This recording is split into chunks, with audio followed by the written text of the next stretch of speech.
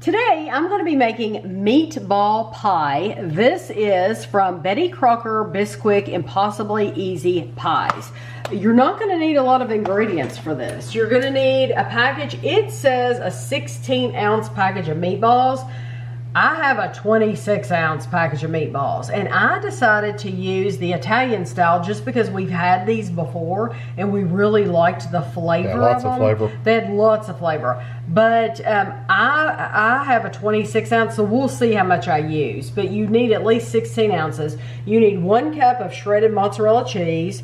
You need half a cup of original Bisquick, which I have here, 1 cup of milk, 2 eggs, and then 3/4 cup of whatever pasta sauce you want.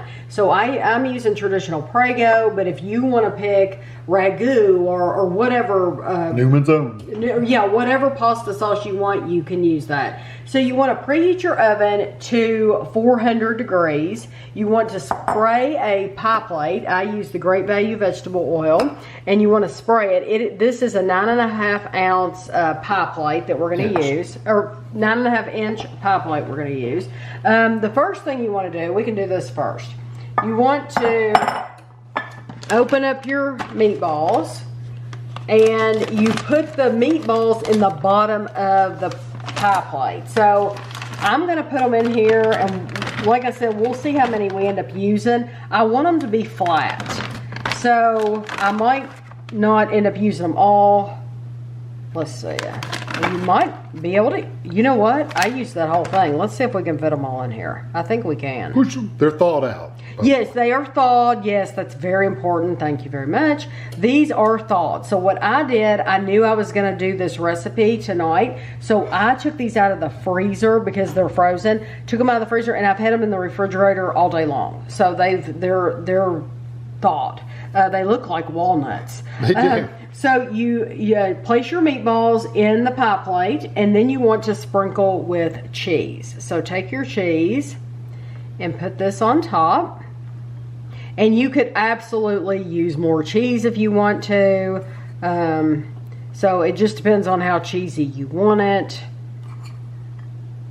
So do that. Okay.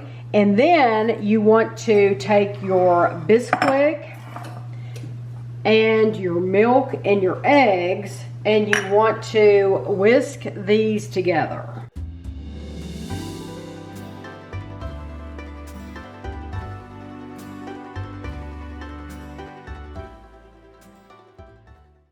Okay, so now we're going to pour this over the top. And then this is going to bake for 25 to 30 minutes. I'm going to set my timer for 25 minutes because sometimes the lower end, it's ready. And if it's not, we'll go the whole 30. But I'll let you know how long we leave it. When it's about finished, when it gets towards the 25 minutes, I'm going to put a paper towel over this measuring cup, and I'm going to heat this in the microwave. So this is how it looks. It was in the oven for like 26 minutes. I left it in for 1 minute longer because I just wanted it to brown up a little bit more. So you get a serving out. I have no idea what a serving size is. I don't know even how many servings I'm supposed to get of this. It probably said 6 servings. So I guess I could have cut this to where it would have been like different. I don't know what it's even supposed to look like. So kind of fell apart though, didn't it? I think I could have made that look better if I had cut it differently. We didn't know if we should get it out with a spoon or what though. And then you're supposed to take 2 tablespoons of your heated up sauce, and you're supposed to put this over the top. But I'm going to try to, I'm going to plate this, but then I'm going to try to get another serving out and make it look better. Okay, I have to be honest with you. When I took that out of the pan, it still looked milky. It did not look completely baked to me. So yeah, the Bisquick was still running. Yes, so we put it back in the pan. We put it back in the oven, even with the sauce on it. It doesn't matter. I don't know why they don't have you go ahead and put the sauce on it anyway. Even if you took it out and then baked it for another 5 minutes, I think you should have been able to put the Prego on there, the spaghetti sauce. So anyway, we put it in for an additional 7 minutes. So I'm gonna take this out now. I'm gonna try to get out what we had out, but I'm gonna just put this on the plate. You can see it browned up a lot more on top. Yes, it did get browner, and it does in the bottom of the pan. Look how dry. Yep. So it did dry up a lot. So now we are going to take this over to the table and give it a try. So I do want to point out the reason that I think all of my meatballs fit in this pan is because it's a 9.5-inch pie pan instead of a 9-inch pie pan. So if you have a smaller pie pan, you're not going to be able to fit as many meatballs, but you saw I was able to get in twice as many, and you could always add more cheese. And I just wouldn't don't pile them up. Just make one layer. Yes, one layer definitely, because you want it to cook properly. It says preparation 10 minutes, bake 30 minutes, 6 servings. It says calories 390 calories. That doesn't give you like an exact weight or anything. So I mean, and the calories are really. I mean, you talk about an estimate. Yes, because they don't know what meatballs are using. They don't know what cheese. They don't know. Like I've said before, they don't know what size eggs you bought. They don't know any of that stuff. Just a guess. It's giving you a guess so that you're not completely in the dark.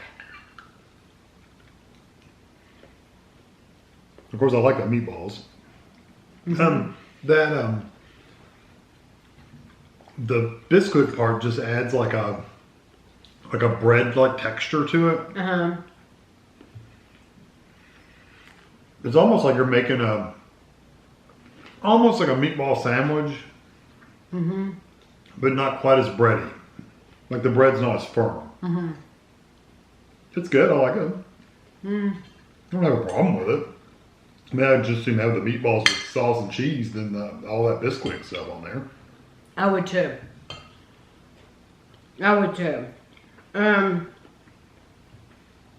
This is our third recipe from this book. So hopefully you watched the first two. We made a chili pie. We made a taco pie. And although this is easy and it doesn't have a lot of ingredients, it's not one that I would make again. I would much rather, these meatballs are good on their own, like Kevin said, with the spaghetti sauce. I would rather have the meatballs and the spaghetti sauce, and sure, you can put the cheese on top. Of course, that's going to be good. Or you could just do the meatballs with cheese and no spaghetti sauce. But it didn't need to be the Bisquick part. And that's what this cookbook is about. I just don't find it necessary. No, what I would do is just to get a baking dish, put the meatballs in the bottom, pour some tomato sauce on top of them, and then sprinkle cheese on top, and put the whole thing in the oven and bake it for 25, 30 minutes and be done. Yeah. Until your cheese gets all melty and warm. I mean, that's all you really need. Yeah, this isn't bad. It's not No, like it's not bad. It's just adding calories you don't need to add. Exactly. Yes, it's just completely unnecessary. So it works. It does work. Yeah, it works. It's fine. It tastes good. It's not bad or anything. Yeah, but it's just not one I would want again. Now, this might look great for you and your family, and you might think, oh, I want all that like extra breading and stuff like that. One thing the bread will do is it will make you fill up better. Yes. So it is basically a filler. Yes. So if you're trying to feed more people for less, then they're going to fill up faster with all the bread part on there. Right. No, that's very, very true. Because you're going to feel like you ate a roll or something like that. You'll feel like that. But I would just assume, you mentioned biscuits, I would just assume take garlic bread or something. You could make the Bisquick biscuits that are on their package. I would just assume put one of these meatballs on a biscuit. I know that's not the purpose of this book. It's to be easy. It is easy. It's just, it doesn't have the flavor. It's really not adding anything to it. Literally. No, it adds nothing to it. No, it doesn't make it any better. So I hope you enjoyed the video, and thanks for watching.